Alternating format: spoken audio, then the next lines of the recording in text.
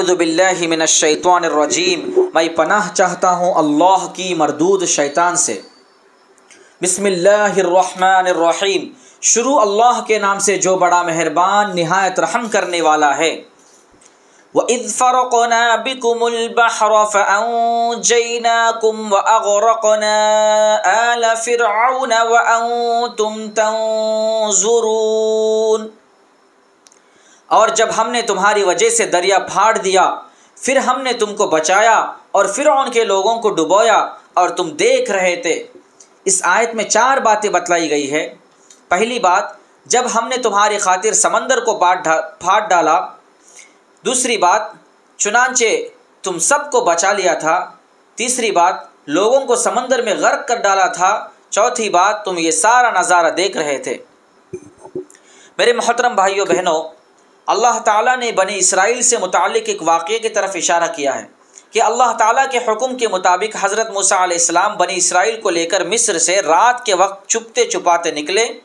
راستے میں دریا حائل ہو گیا، پیچھے فرعون بھی اپنے لشکر کے ساتھ آ پہنچا۔ حضرت موسیٰ علیہ السلام نے دریا پر اپنی لاٹھی ماری، جس سے راستے بن گئے، اور حضرت موسیٰ علیہ السلام اپنی قوم بنی اسرائیل کے سامنے دریا پار کر گئے۔ ادھر فرعون اپنے لشکر کے ساتھ دریا میں داخل ہو گیا، مگر اللہ تعالیٰ کے حکم سے راستے بند ہو گئے اور فرعون اور اس کا لشکر غرقاب ہو گئے۔ مولانا عبد الماجد دریابادی رحمۃ اللہ علیہ اپنی تفسیر میں تحریر فرماتے ہیں کہ دریا سے مراد یہاں دریائے نیل نہیں ہے بلکہ بحر قلزم مراد ہے، اس لیے کہ دریائے نیل تو مصر کی مغربی جانب تھا اور بنی اسرائیل کا راستہ شام جانے کے لیے جو تھا وہ مشرقی جانب تھا۔ مصر سے شام کی راہ کے قریب بحر قلزم ہے۔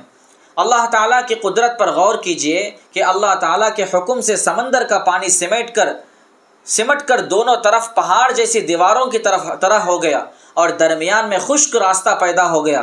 بنی اسرائیل نے سمندر پار کر لیا۔ بنی اسرائیل کے سمندر کو پار کرنے کا واقعہ قرآن مجید میں متعدد جگہ موجود ہے۔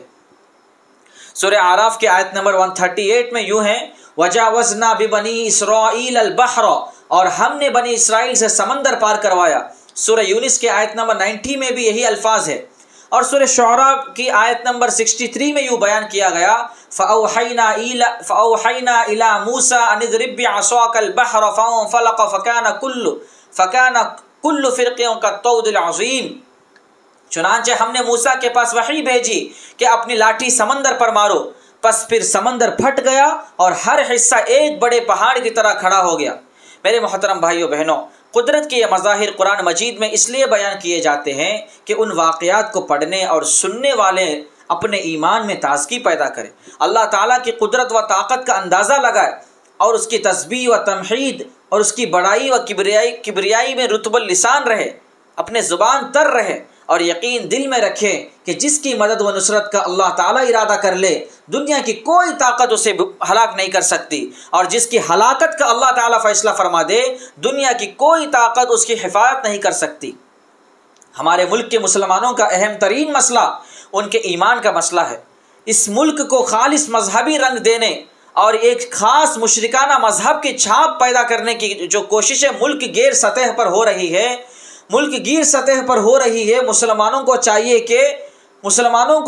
کہ وہ آنے والے دنوں کے اس چیلنج کو قبول کرنے کی طاقت و ہمت اور حوصلہ اجتماعی طور پر اپنے دلوں میں پیدا کر لے، اور یہ یقین رکھے کہ ہمارا توکل اور تقوی اگر اعلیٰ سطح کا ہو جائے گا تو ہماری مدد بھی اللہ تعالیٰ کی طرف سے اسی طرح کی جائے گی جس طرح بنی اسرائیل کی مدد و نصرت ہوئی، اور ظالم فرقہ پرست طاقتیں اسی طرح ناکام ہوگی جس طرح آل فرعون ناکام ہوئے۔ اللہ تعالیٰ ہم سب کو اس کی قدرت و طاقت پر ایمان و یقین رکھنے کی توفیق بخشے، ہم مسلمانوں کے جان و مال، عزت آبرو اور ایمان کی حفاظت فرمائے، آمین۔ صدق اللہ العلی العظیم۔